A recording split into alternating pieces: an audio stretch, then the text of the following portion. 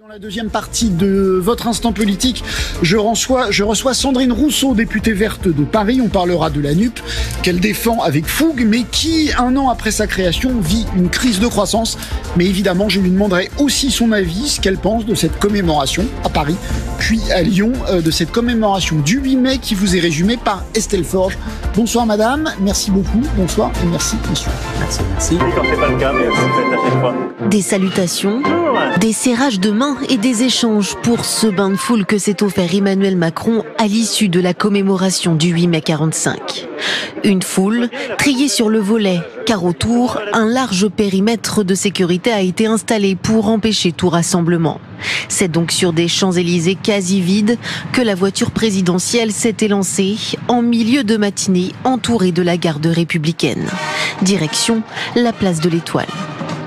Au pied de l'Arc de Triomphe, le chef de l'État est accueilli par la première ministre Elisabeth Borne et les autorités militaires.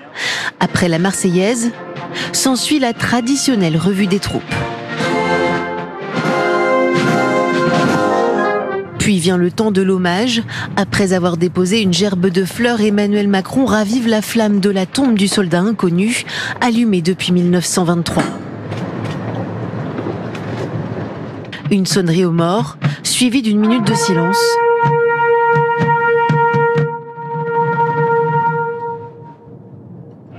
Et c'est la Marseillaise de nouveau, cette fois entonnée par le chœur de l'armée française, puis le chant des partisans. Entends-tu le vol noir des corbeaux sur nos plaines? Amis, entends-tu ces cris sourds du pays qu'on enchaîne?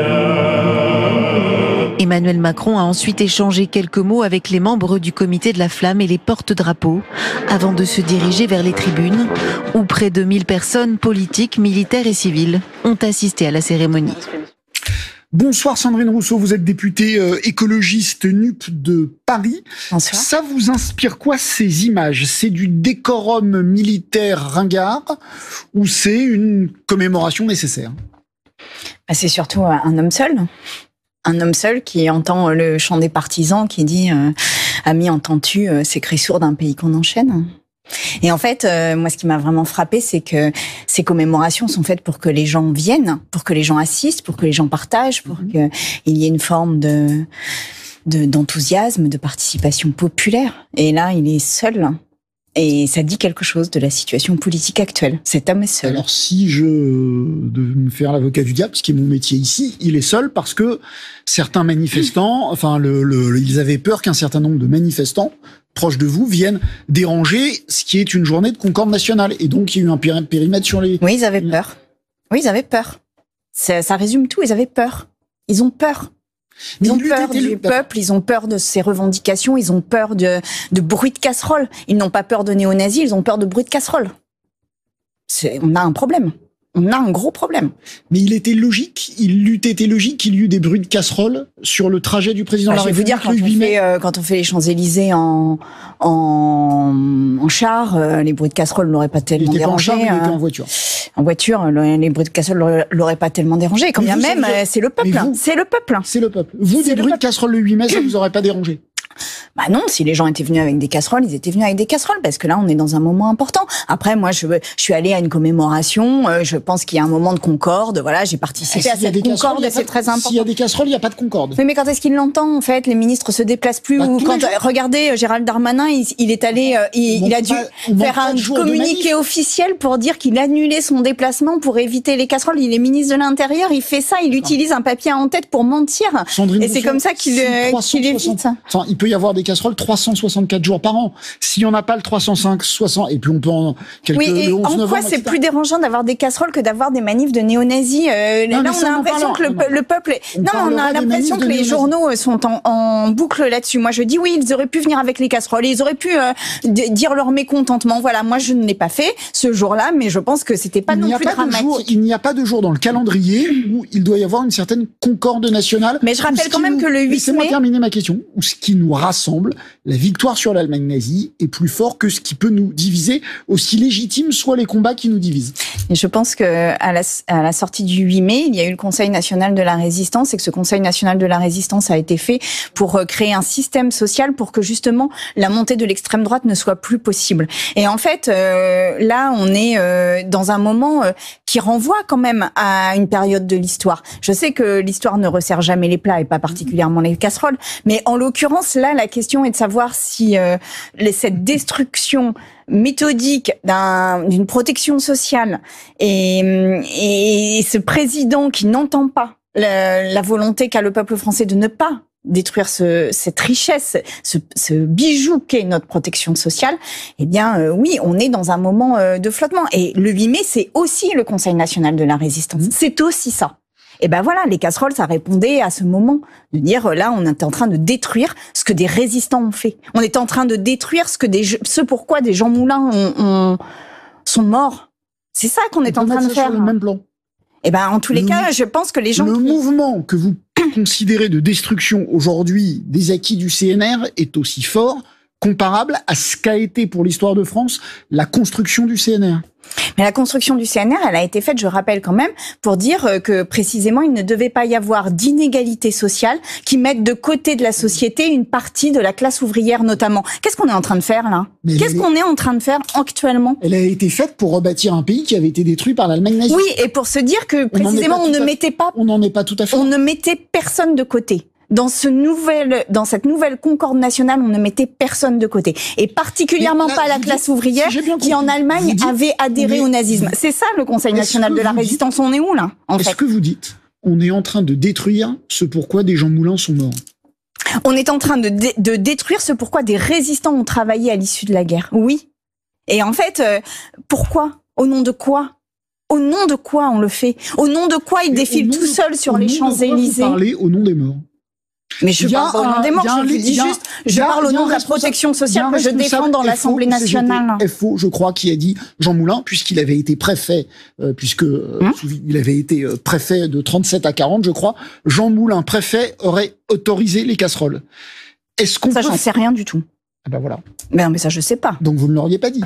On ne fait pas parler ces morts et enfin est-ce qu'on peut faire parler des morts? Là, je fais parler aucun mort. Là, je vous dis juste, on a un système social en fait. Et ce système social, il est issu d'une histoire. Cette histoire, c'est la sortie de la guerre, c'est la résistance, c'est le fait qu'on a constaté que la montée de l'extrême droite et du nazisme a été liée à une explosion des inégalités, au fait qu'on avait laissé une partie de la population de côté. C'est cela pourquoi on parle de Conseil national de la résistance. On parle pas de juste faire une politique sociale, on parle d'un Conseil national de la résistance. Et pourquoi on le fait?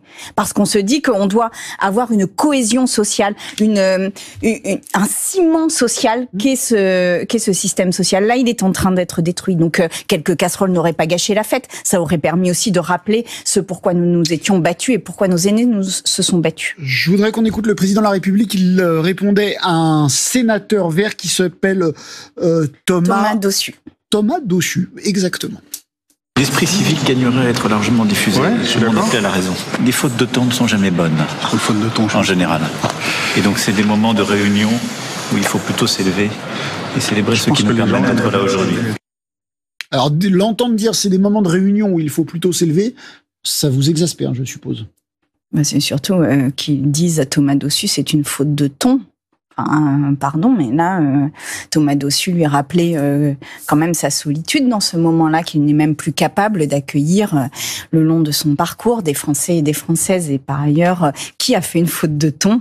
Qui fait des fautes de ton là depuis des mois? C'est Thomas Dossus qui fait des fautes de ton? Certainement pas. Au contraire, il était d'une justesse incroyable. Et merci à lui de le rappeler. Qui rappelle aujourd'hui à Emmanuel Macron qu'il fait des fautes de ton? En fait, heureusement que Thomas Dossus l'a fait. Et heureusement qu'il lui rappelle qu'il est tout seul. Et on voit encore une fois que dans la difficulté, la seule réponse d'Emmanuel Macron, c'est encore une fois l'arrogance. Et ça n'est plus possible. On est vraiment dans un moment où l'arrogance n'est plus possible. Et je le dis vraiment de manière, j'ai envie de dire solennelle. Cela n'est plus possible d'être arrogant dans la situation. Et Emmanuel Macron ne sait pas être autrement. Et en fait, il y a une question de fond et il y a aussi une question de forme qui ne fait qu'aggraver la situation de fond. Alors aujourd'hui, il a célébré Jean Moulin avec un discours où on a bien cherché les mots de récupération il n'y en a pas eu, ou peut-être un tout petit peu. Est-ce qu'aujourd'hui aussi, où il célébrait Jean Moulin, où il célébrait les enfants d'Isieux, est-ce qu'aujourd'hui aussi vous l'avez trouvé arrogant ? Quand il répond à Thomas Dossus, je le trouve arrogant. Et par ailleurs, je le trouve arrogant quand il est seul sur les Champs-Élysées et qu'il n'y a pas un Français ou une Française le long de ce parcours-là. Je le trouve arrogant. Il s'approprie les Champs-Élysées seul. C'est ça qu'il fait. Un jour où on fête une victoire qui est une victoire nationale, certes compliquée, certes douloureuse. La France n'a pas été unanimement résistante, on le sait. Ça a été dur. Et d'ailleurs, c'est pour ça que quand le Rassemblement national essaye de récupérer la chose, remettons les choses en place. Mais là, c'est ça que l'on fête. C'est cette victoire sur l'Allemagne nazie. Et cette victoire, c'est une victoire du peuple. Comment se fait-il que le peuple ne soit pas là pour la fêter ? On va parler de la NUP que vous défendez. Alors, ça a l'air assez chaud, la NUP, en ce moment.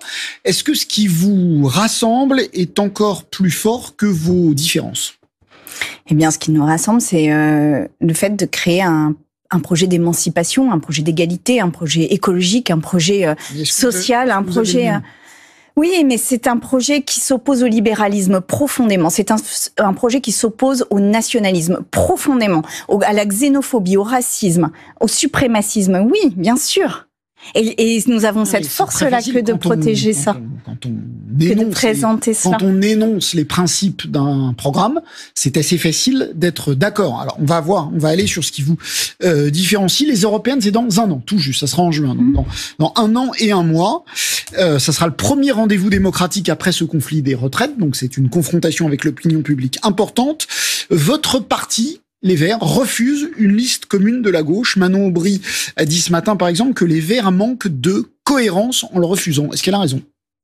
Mais je pense qu'il faut discuter. Moi, je pense qu'on ne ferme jamais la porte à la discussion. Je pense qu'il faut discuter. Je pense qu'il est urgent de discuter. Je ne suis pas complètement d'accord avec Marine Tondelier avec un parti qui refuse de discuter. Moi, je pense que c'est le moment de discuter. Après, je ne sais pas si on y arrivera, si on n'y arrivera pas, mais au moins il faut discuter. Il faut ouvrir la porte. Et là, je pense que finalement, cette question du barrage contre le RN que nous avons fait pour les présidentielles et qui est si douloureux aujourd'hui, eh bien, va se poser aussi au niveau européen, parce que on voit que dans plein de pays, l'extrême droite progresse. C'est le cas en Espagne, c'est le cas évidemment en Italie, c'est le cas dans les pays du Nord, et que la droite affaiblit, s'allie avec l'extrême droite. Donc en fait, c'est un moment où quelque part le récit d'Europe a besoin d'un récit social écologique. Tout à fait d'accord avec votre parti. Vous n'êtes pas d'accord du tout avec votre parti quand Marine Tondelier, votre chef, enfin la chef de votre parti, quand Marine Tondelier dit on ne discute pas. Ça, vous n'êtes pas d'accord du tout. Je pense qu'il faut que nous discutions. Je pense qu'il est toujours important de discuter. À Marine Tondelier ? Bien sûr. Bien sûr que je lui ai dit. Et voilà, après, encore une fois, je ne présume pas, je ne présage pas de ce qui va arriver, mais que l'on discute, que l'on ouvre un champ de discussion, c'est très important. Quand même, demain sera discutée à l'Assemblée nationale une proposition de loi pour rendre obligatoire le drapeau européen au fronton des mairies. Manon Aubry, toujours la même, elle était tête de liste aux dernières européennes. L'Europe, c'est vraiment l'ADN des Verts. Alors vraiment l'ADN des Verts. Écoutez ce qu'elle a dit de cette proposition. Enlever le fait que le drapeau européen, ça renvoie aussi à une forfaiture démocratique quand on est français. On a voté pas sur le drapeau, mais sur le traité constitutionnel européen en 2005. La France massivement a voté non à 55%, et ce même traité a été imposé par la suite. Mais vous pouvez faire une liste commune, vous dont l'ADN est au cœur du projet, avec quelqu'un qui dit le drapeau européen est une forfaiture. Non, le drapeau européen n'est pas une forfaiture. Le drapeau européen est l'image de quelque chose, d'une aventure humaine qui a quand même rarement été faite dans l'histoire, qui est d'unir des pays autour d'un projet démocratique et pacifique. Maintenant, ce à quoi elle fait référence, c'est l'opposition au traité de 2005. Ce sur quoi une partie de LFI s'est créée d'ailleurs. Donc voilà, ce moment de 2005 a été un moment douloureux, et on voit d'ailleurs, et je pense qu'on devrait en tirer les leçons sur ce qui est en train de se passer sur les retraites. C'est-à-dire qu'on n'oublie jamais. On n'oublie jamais. Oui, on n'oublie jamais. On n'oublie jamais. Oui, mais 2005. Maintenant, ces traités-là sont d'ailleurs en partie à réformer. Yannick Jadot, il dit comme vous, le problème, j'ai un tweet que j'ai vu juste avant de rentrer en plateau. Non, le problème, l'Europe n'est pas une forfaiture. L'Europe fait partie de la solution. Oui. Ben voilà, mais manifestement, Manon Aubry pense l'inverse. Oui, mais pas donc une vous Europe. Toujours oui, mais c'est toujours pareil. Pas une Europe libérale, pas une Europe d'entreprise, une Europe sociale, une Europe écologique, une Europe protectrice, pas une Europe uniquement de marché en fait. Et c'est toute la difficulté que l'on a depuis le début. Et oui, moi je veux une Europe sociale et écologiste. Et je pense que cette Europe sociale et écologiste a non seulement un intérêt, mais qu'elle est extrêmement importante en fait pour notre avenir commun. Une liste commune, c'est possible aujourd'hui, selon vous? Je pense qu'il faut ouvrir la discussion. Je ne présume pas encore une fois de ce qui se passera. Je pense qu'il faut ouvrir la discussion. Je pense que 1 an avant des élections, on ne ferme pas toute discussion. Voilà. Maintenant, est-ce qu'on y arrivera, est-ce qu'on n'y arrivera pas? Eh bien, on verra. Mais au moins, posons sur la table notre projet écolo, qui est un projet profondément européen. On le pose dans le terme même de notre parti. Eh bien, posons les termes de ce projet européen, qui a quand même été, qui est abîmé par le Brexit, qui est abîmé par les crises successives, notamment du Covid, qui est abîmé par la montée de l'extrême droite partout. Et donc, je crois qu'il y a vraiment quelque chose à trouver d'un avenir européen. Et cet avenir européen, pour moi, est écologique et social ou n'est pas. Voilà. Donc, c'est ça la feuille de route que nous avons écrite. On va enchaîner, mais juste sur cette proposition de drapeau européen au fronton des mairies. Donc, c'est demain, vous êtes député, vous voterez pour ou contre? Alors, on a eu une discussion en groupe écologiste et alors, pour être franche, je ne me souviens plus de la décision qu'on a prise, mais on va revoir ça demain, mais je suis désolée. Non, mais comme ça, non, mais parce qu'en fait, envie de voter non, mais ça, c'est, en fait, pour moi, il y a une question d'adhésion au projet européen, de sentiment européen, oui. Et ça n'est pas en imposant, en rendant obligatoire un drapeau qu'en fait, on crée le sentiment d'adhésion à l'Europe. Donc, là, LREM fait quelque chose de politicien, en réalité, dans ce moment-là, qui est d'imposer ça. Donc, on verra ce que l'on fait, mais en tous les cas, moi, je pense que l'Europe est une des solutions, et que l'Europe est une solution, et que ce drapeau bleu est un drapeau qui dit à quel point on a réussi à s'unir, même en étant différents d'ailleurs, et je pense qu'on a des choses à tirer de... Vous avez envie de voter oui ou vous avez envie de voter non? Ben, on verra ce que le groupe écologiste fait. S'il vote oui, je voterai oui. Si s'abstient, je m'abstiendrai. Voilà, je suivrai l'avis du groupe. Est-ce qu'il y a un problème Fabien Roussel, patron du PC à la NUP? Ah bah, mais selon vous, il y a que des problèmes partout. Mais en fait, là, on a quand même... Vous voyez, depuis le début de la NUPS, ça fait 1 an que la NUPS existe. Et il y a quelque chose de fascinant. Je vais vous dire, il y a quelque chose de fascinant sur la NUPS. Il y a un problème Fabien Roussel, il doit clarifier sa position. C'est pas moi qui le dis. Sur la NUPS, ça fait 1 an qu'on existe. Je crois qu'il n'y a pas eu une seule journée, où on ne m'a pas posé la question de savoir si c'était aujourd'hui qu'on signait la fin de la NUPES. Aujourd'hui, la NUPES tient. Et elle tient malgré des tensions, malgré des différences. Et malgré en effet des aventures qui parfois peuvent apparaître comme différenciantes, voire donc personnelles. Ça veut dire que oui, il y a un problème, c'est aussi simple de le dire comme ça. Hein. Eh ben non, il n'y a pas de problème Fabien Roussel, il y a un problème de comment on équilibre au sein de la NUPES. Et là je le dis à mes amis LFI, parce que moi je suis une des plus grandes défenseuses de la NUPES et je peux vous dire que ça n'est pas complètement simple toujours d'être défenseuse de la NUPES. Je suis une des plus grandes défenseuses de la NUPES. Je vous le dis et je le dis à mes amis LFI. Là il faut rééquilibrer les forces au sein de la NUPES. Il n'y a pas d'avenir de la NUPES dans l'état des forces tel qu'il est actuellement.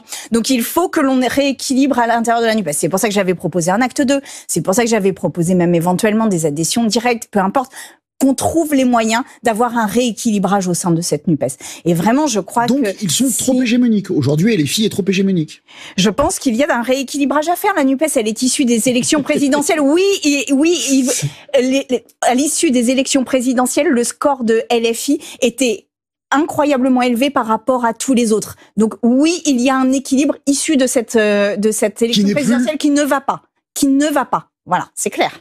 Extrêmement clair. Merci. On va voir des images on va voir des... quand vous voulez être clair, vous l'êtes, hein. Mais quand je le suis. Absolument. Mais quand vous voulez ne pas l'être, vous savez ne pas l'être. Reposez-moi la question, je vais vous poser une autre question, je suis sûr que vous êtes très clair. On va voir des images d'une manifestation qui s'est tenue à Paris samedi avec tous les symboles d'extrême droite, manifestation organisée par le GUD, groupuscule d'extrême droite qui s'était autodissous et dont on a appris qu'il s'était reformé. Manifestation qui n'a pas été interdite par le préfet Laurent Nunez. Est-ce que vous le regrettez?